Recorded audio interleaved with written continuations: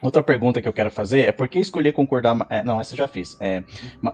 Quais os problemas do arminianismo que faz não concordar, que faz o senhor não concordar com o arminianismo? Então vamos lá. Em primeiro lugar, eles defendem, creem, né, na depravação total, porém, essa depravação total na prática não existe, viu, Wellington? Você disse, ó, Armínio crê na depravação total, mas veja, se todo mundo é contemplado pela graça preveniente, onde sobrou essa depravação total?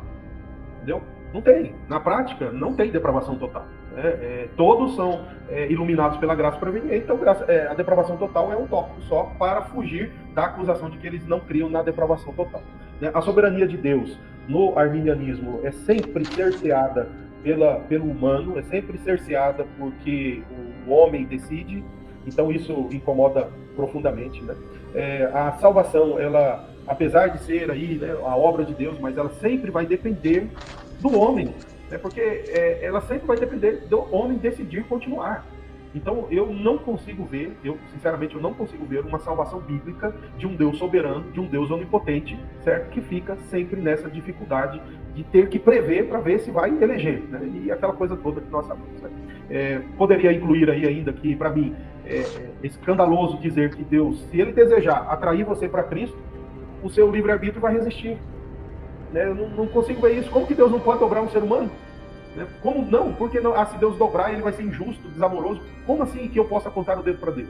Então, para mim, e fora o que nós vamos ver na Bíblia, e fora o que ainda vamos ver no que Jacó Armínio disse, né? Eu vejo um Deus soberano na salvação do começo ao fim, e isso para mim é a grande diferença bíblica do calvinismo. Pastor, essa graça preveniente que o senhor mencionou é uma graça que ela é uma graça capacitadora ou uma graça que vem antes, regenera o homem e torna ele apto para vivo, para aceitar Deus, enfim, ou ela vem e só faz o homem, libera o livre-arbítrio para o homem dizer sim, é uma salvação monergista, sinergista, onde o homem coopera juntamente com Deus, como é que funciona isso daí? Essa graça preveniente, que eu acho engraçado, o Wellington, que a graça preveniente ela é irresistível, viu? A graça preveniente, no que ela propõe de soerguer o homem daquela situação morta para poder ser capaz de dizer sim ou não, até ali ela é irresistível, né? Mas dali para frente é o homem que vai decidir. Então, a graça preveniente deixa a pessoa mais ou menos como um zumbi, tá? Então, era morto, a graça preveniente vem, deixa ele mais ou menos vivo e morto, e ele então é capacitado para dizer sim.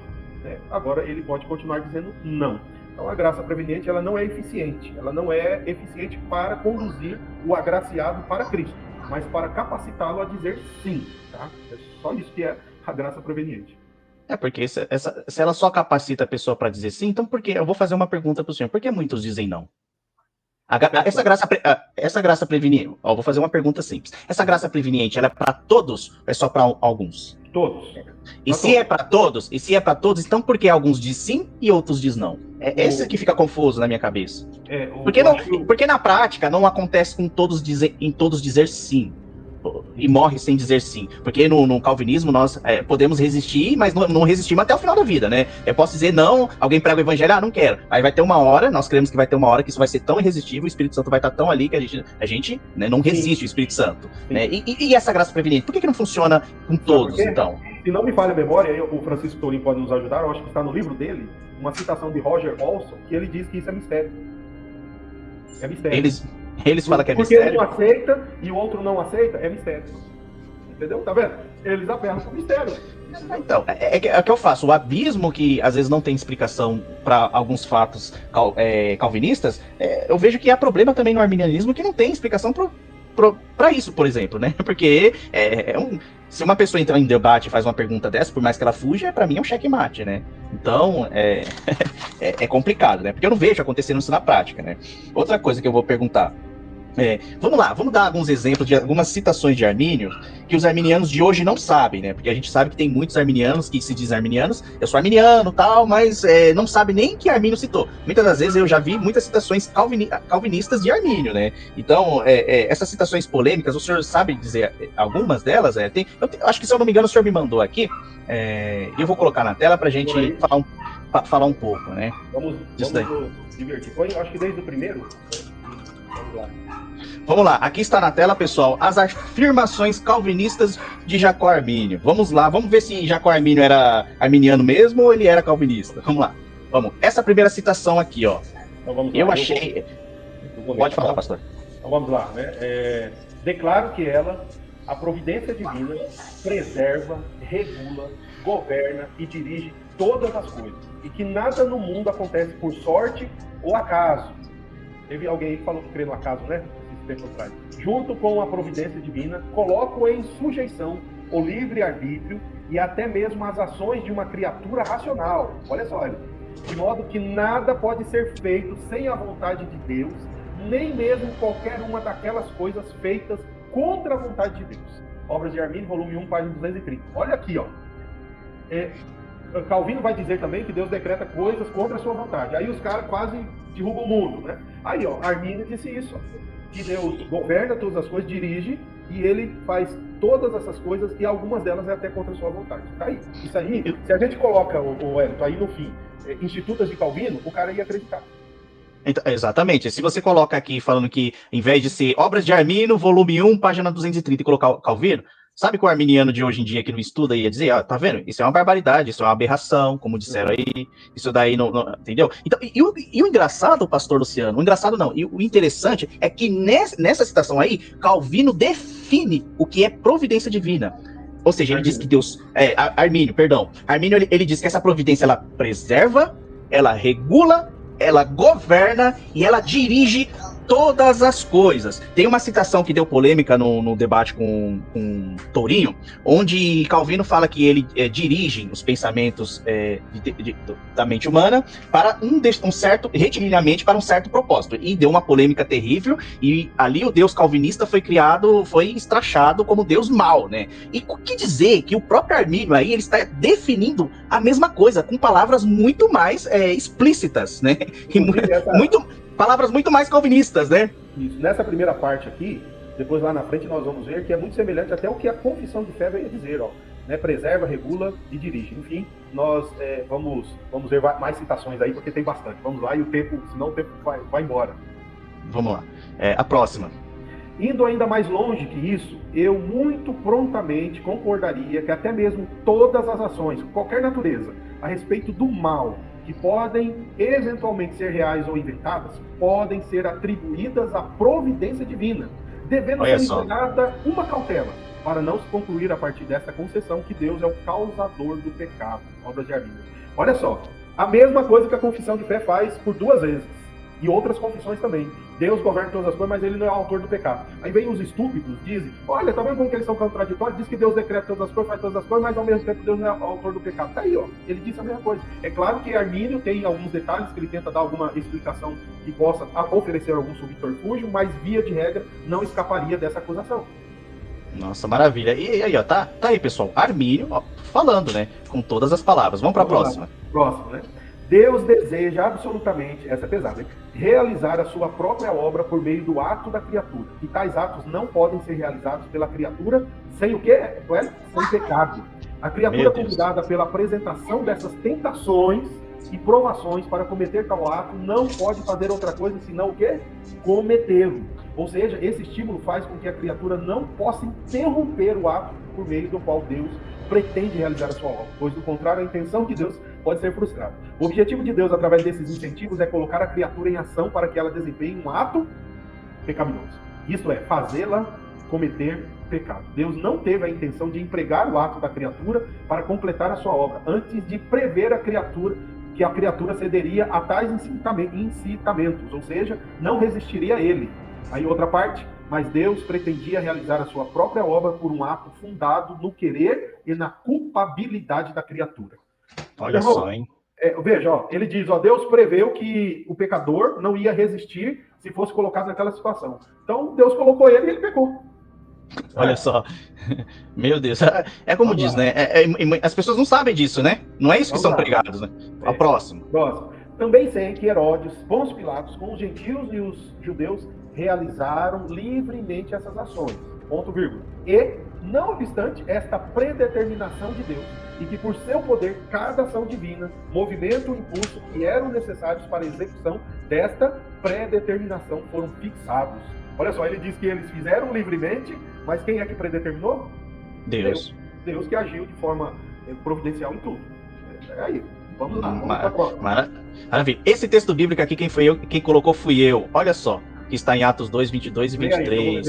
Ó, israelitas, é Pedro falando, né? E é Pedro falando aos israelitas. Escute o que vou dizer. Jesus o Nazareno, homem aprovado por Deus diante de vocês, com milagres, prodígios e sinais, os quais o próprio Deus realizou entre vocês, por meio dele. Como vocês mesmos sabem, a este entregue conforme o plano determinado e a presciência, ou seja, não é só presciência, é plano determinado e a presciência de Deus, vocês mataram, crucificando-o por meio de homens maus. Aí, pastor, está relacionado à soberania de Deus e à responsabilidade do homem. Como explicar isso, pastor? Entendeu? Isso é bíblico. Ou seja, o plano de Deus determinado antes da fundação do mundo, porque o Cordeiro foi morto antes da fundação do mundo, estava contando com o quê? Com esses atos desses homens que mataram e crucificaram Jesus por meio de homens maus, né? Por meio de homens maus. Se nós formos para Provérbios 16, versículo 4, que Deus faz todas as coisas para um propósito, até os ímpios, para o dia da calamidade, para o dia mau. E aí, isso que vocês estão vendo é bíblico. Como explicar isso, pastor? Wellington, se você pegar esse texto e dar informações do cotidiano e dizer que é Calvino falando, eles iriam amaldiçoar esse texto, viu? Se fosse Calvino escrevendo assim, Deus colocou no coração das pessoas para matarem aquela pessoa. O que eles iam ficar falando de Calvino? Ah lá, ó, esse Calvino é isso e isso. Mas é o Deus mau, né? Essa é a linguagem bíblica. Vamos lá, tem mais. O próximo, que aqui o tempo passa. Assim também, olha essa daqui, viu? O caso de Absalão, lembra, né? Que a Davi pecou e depois aconteceu tudo aquilo, Deus ia então punir, fazendo com que Absalão cometesse adultério com as concubinas de Davi, lá para todo mundo ver, tudo aquilo que aconteceu. Olha só o que Armínio diz, ó, presta atenção. Assim também dizemos que Deus fez o que Absalão fez. Tá aí os textos bíblicos. Porque as partes principais nas várias ações empregadas para produzir essa consumação pertencem a Deus. E a elas devemos acrescentar a observação de que, uma vez que a sabedoria de Deus sabe que se ele administra todo o caso por uma apresentação, orientação e determinação, certamente, infalivelmente acontecerá o que não pode ser feito pela criatura sem o quê? Sem crime. E uma vez que sua vontade decreta essa administração, ficará mais claro que o motivo pelo qual uma obra desse tipo pode ser atribuída a Deus. Pronto. Ainda diz o seguinte, que Deus fez ele fazer tudo aquilo usando os meios, é claro, não é Deus colocando o mal no coração de Absalão, porque o mal já estava lá, mas Deus regeu tudo, e aí o que aconteceu? Ele fez aquilo e ainda era crime dele. A culpa era dele. Não é olha assim só. que eles criticam os calvinistas? Quem falou foi Armínio. Olha lá. Gente, aqui no final tá a obra de Armínio, volume 1, página 457, viu, gente? Citação de Armínio, para vocês verem, hein? Vamos lá. Esta é a minha opinião a respeito do livre-arbítrio. Em sua condição primitiva, ele não podia realizar nenhum desses atos justos e bons, exceto com o auxílio da graça. Eu achei isso aqui muito bonito em Armínio, sabe? Ele está falando que mesmo no estado sem queda, sem pecado, Adão e Eva só podiam fazer o que é bom se Deus auxiliasse ele. Olha só o pensamento dele a respeito da graça. Achei isso muito positivo. Eu falei, deixa eu pôr aí, porque não é só falar para... Achei muito positivo isso. E aí eu coloquei entre parênteses aí, aceitar Jesus é um ato bom? Ou seja, se o próprio Armínio disse que é Deus que faz isso, nenhum homem pode realizar um ato bom, né? Então quem faz você realizar é Deus, né? É o Espírito Santo. Então se aceitar Jesus é um ato bom, então quem faz é o Espírito Santo. E o próprio Armínio está afirmando isso daí nas suas escritas, né? Vamos para a próxima. Quer ler o resto ou vamos para a próxima? Sim, faço agora a seguinte pergunta. Toda a gestação toda a gestão dessa tentação, ou seja, a queda de Eva, devem ou não ser atribuídas a Deus? Se eles disserem que não deve ser atribuída a ele, estarão ofendendo a providência, as escrituras e a opinião de todos os nossos teólogos. Olha só, hein? A queda, ele está dizendo que deve ser atribuída à providência divina. E aí, a outra parte, Deus orienta o pecado para onde quer que deseje. E aí ele cita como prova o texto de Provérbios 16:9 e o 21, né, que fala que Deus inclina o coração do rei para onde ele quer que ele vá. O próprio Armínio dizendo isso. Tá? Né? O Provérbios 16:9, o senhor lembra? Pode citar pra gente? Rapidinho. Vamos lá, Provérbios 16:9. Diz que Deus dirige os passos dos homens, né? O homem pensa, planeja, mas Deus que faz o negócio. O coração do ser humano traça o seu caminho, mas o Senhor lhe dirige os passos. Ou seja, o ser humano tem as suas escolhas, tem a sua vontade, mas por fim vai só acontecer aquilo que o governo providencial de Deus conduzir e dirigir, né? Deixa eu falar aqui, dirigir. E o engraçado é que essa citação, faça agora a seguinte pergunta, essa de cima aqui, um rapaz, um seguidor meu, fez isso para um crítico que está combatendo o calvinismo, né? Colocou, né, essa citação, e aí esse crítico falou assim, ó, de que Bíblia que você tirou essa aberração, né? Foi da Bíblia calvinista, né? Então, atribuiu isso aos calvinos, né? Eu vou colocar aqui, ó, como pensa um leigo? Esse aqui é o Josafá Agra, né? Tá? Essa aqui é a pergunta, a questão que o rapaz colocou, né? O senhor quer ler, ô pastor? Ele colocou lá, né? Toda a gestão dessa tentação deve ou não ser atribuída a Deus? Se eles disserem que não deve ser atribuída a ele, estarão ofendendo a providência, as escrituras e a opinião de todos os teólogos. Que a gente acabou de colocar. A orientação do pecado é um ato da providência divina, pela qual Deus, de uma maneira extremamente sábia e poderosa, orienta o pecado para onde deseja. Você não lê a Bíblia, virou teísta aberto, né? Aí a resposta dele é: qual capítulo da Bíblia está escrita essa aberração que você acabou de copiar e colar aqui? É a Bíblia calvinista? Não. É a Bíblia arminianista, né? Isso, né? E ainda deixou os textos bíblicos, o pastor, né? Deixou o texto bíblico voltando aqui, que são esses que estão aqui embaixo. Provérbios 16, enfim, 21, Ezequiel, né? Mas vamos para a próxima. Ou seja, um pensamento de um leigo causa isso, pastor. Uma pessoa que não tem conhecimento, ela vai alegar e vai falar mentiras, né? Então, sem conhecimento. Vamos lá. Olha que interessante isso aqui, ó. Por que Deus não impediu a queda? Isso é chamado de um impedimento eficaz, mas Deus não era obrigado a empregar esse impedimento quando ele já havia estabelecido esses obstáculos ao pecado que poderiam e deveriam ser detidos e impedidos pelo homem pecado. Embora a causa dessa permissão possa ser contada no número de coisas que, assim como a vontade de Deus, são escondidas de nós, apesar de examinarmos os atos de Deus com modéstia e reverência, nos parece que uma causa dupla deve ser mantida. Elton, o que ele está dizendo aqui, ó? Que Deus deu a lei, Deus deu a graça dele, e Adão e Eva tinham influências da graça para não pecar. Mas Deus podia ter impedido, mas decidiu não fazer porque eles já tinham as suas decisões influenciadas. Só que olha que interessante, Elton, aqui. O que a Armin está dizendo? Que Deus não impediu toda essa desgraça, né, que aconteceu, que isso pode ser considerado como uma coisa misteriosa. Olha lá o que ele fala. Pode ser contada no número de coisas, assim como a vontade de Deus, são escondidas de nós. Senhor, por que o Senhor não impediu, então, de Adão cair? Ele disse, olha, eu vou apresentar duas razões, mas isso pode ser mistério também. Tá vendo? Olha que maravilha. Você vai falar uma coisa dessa, joga um bombo, né? Vamos lá. Vamos para a próxima. Isso daqui, ó. Aí ele apresenta a razão do porquê Deus não impediu Adão pecar. A primeira razão que ele dá aqui é porque Deus queria deixar o homem no prazer de sua liberdade. Agora, a segunda razão, que eu acho interessante, eu já vi também o Tourinho, num debate, quando perguntaram por que Deus decretou o mal, o Tourinho comentou que Deus queria tirar algo de bom nisso, né? E, irmão, olha só quem cita isso. Eu acho que o Tourinho copiou o Arminio, hein? Vamos lá, né? Olha quem diz isso aqui, ó. A causa a posteriori pode ser encontrada nas palavras de Agostinho, abre aspas. Um ser não sofreria o mal a ser feito, a menos que ele fosse igualmente onipotente e capaz de tirar o mal do bem. Entendeu? Olha só. Então, assim, é interessante demais. Vamos para a próxima. Acabou as citações, tá? De Armínio. E aqui, o Hélio, o que nós vamos ter agora? Agora nós vamos ter as confissões reformadas. Então, outro dia, eu vou mencionar aqui com todo respeito, o Josafá Agra, ele disse em um vídeo que ele iria apresentar uma avaliação das institutas e que as institutas eram o documento, era a base de tudo. Quando ele falou isso, eu fiquei pensando, puxa, ele não tem noção mesmo do que ele está falando, né? Então eu vou mostrar agora, oficialmente, tá?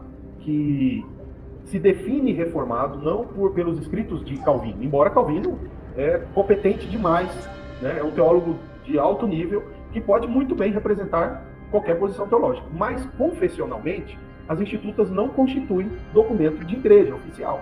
Então vamos lá, primeira prova. Olha só o que os cânones de Dort diz, o Wellington. Este sínodo de Dort conclama em nome do Senhor a todos os que piedosamente invocam o nosso Salvador Jesus Cristo, que não julguem a fé das igrejas reformadas a partir das calúnias juntadas daqui e ali, nem tampouco a partir de declarações pessoais de professores modernos ou antigos, que muitas vezes são citadas em má fé, distorcidas ou explicadas de forma oposta ao seu sentido real. Mas deve-se julgar a fé das igrejas reformadas pelas confissões públicas dessas igrejas e pela presente declaração da ortodoxa doutrina, confirmada pelo consenso unânime de cada um dos membros de todo o sínodo. Então veja, como se define o reformado? Pelas confissões de fé. Aqui, Constituição da Igreja Presbiteriana.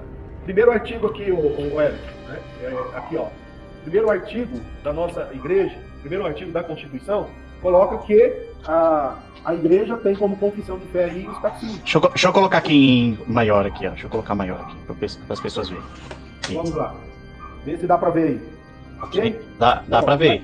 Então, a igreja tem como única regra de fé e prática a Bíblia e como sistema expositivo de sua fé a confissão e os seus catecismos.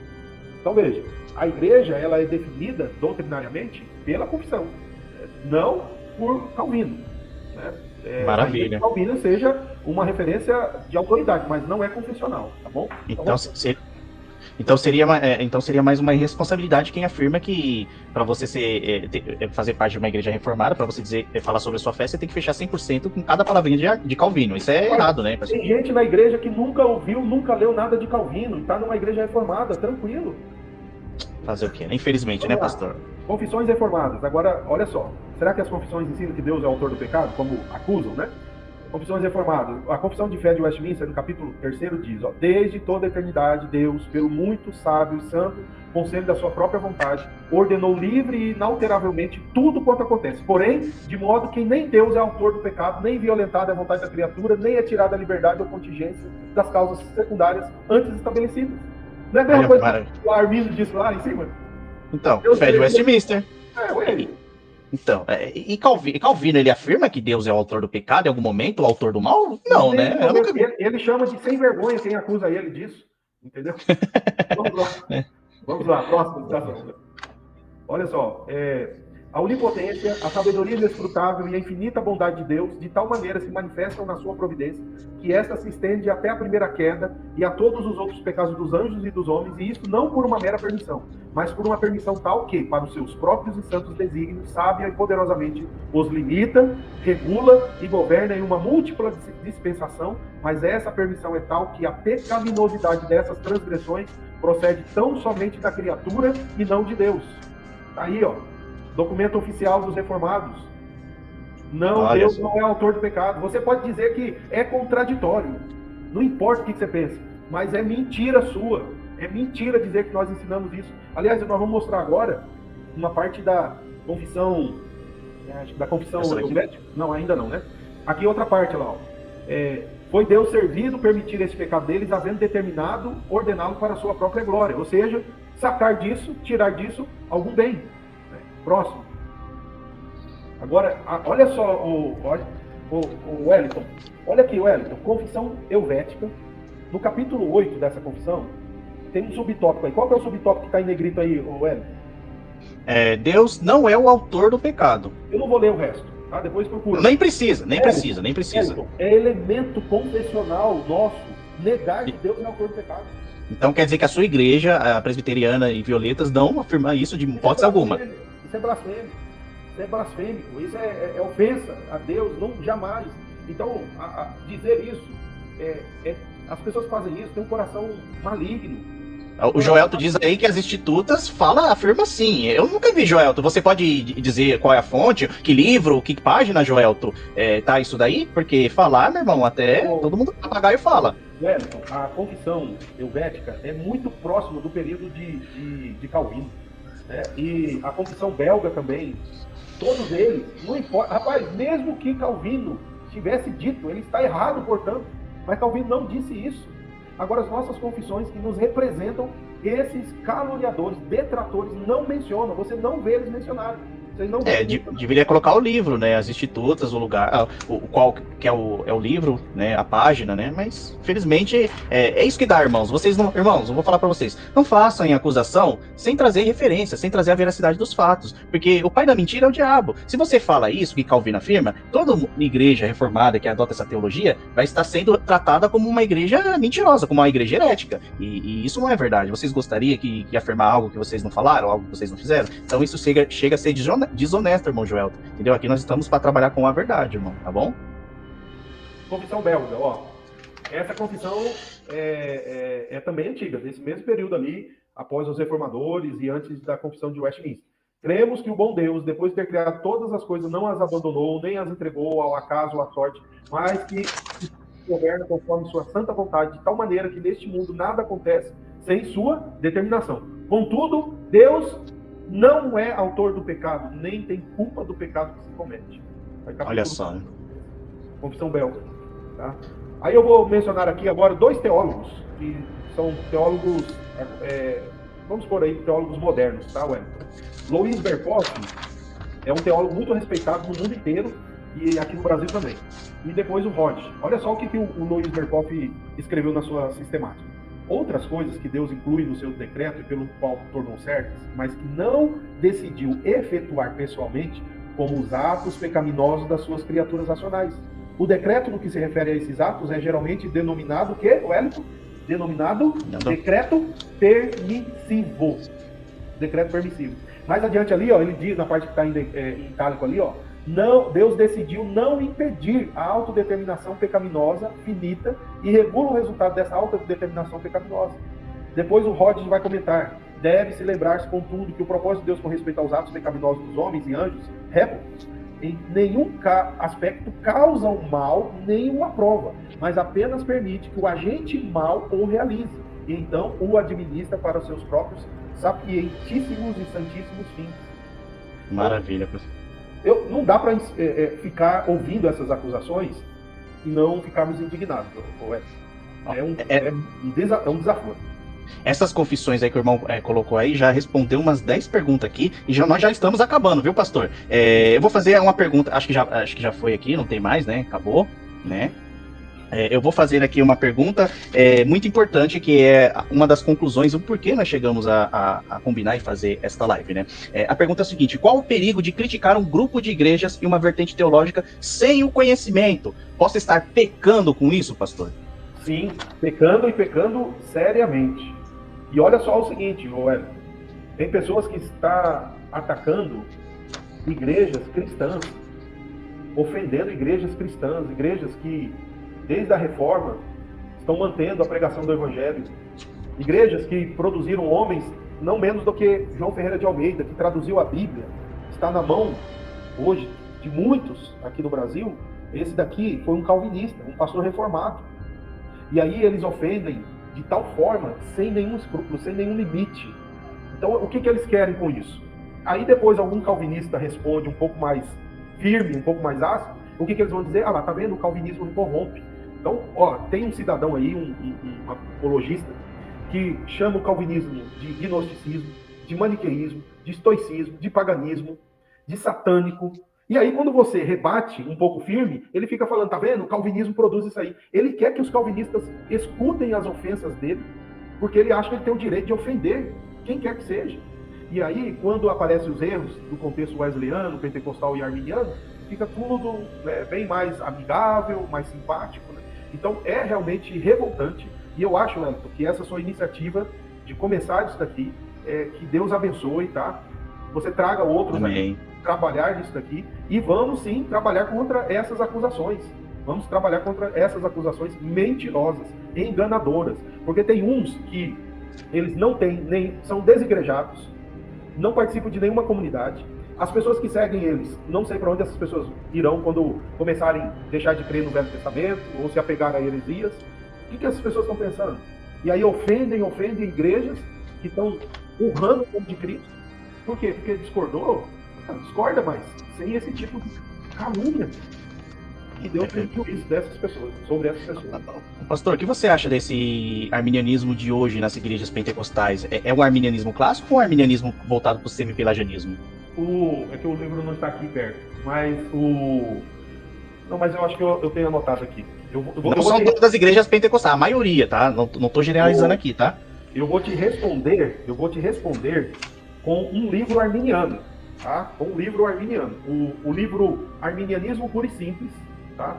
Ele escreveu o seguinte, preste atenção, Wellington, Arminianismo Puro e Simples, do pastor Jamiers, página 13, ele diz, 600 milhões se identificam como evangélicos, podemos dizer seguramente que 80% deles são de confissão soteriológica arminiana. O mesmo quadro se aplica no Brasil, onde a grande maioria dos crentes é de igrejas pentecostais e, por assim dizer, são arminianos, mesmo não se identificando como tal. Aí continua ele, ó.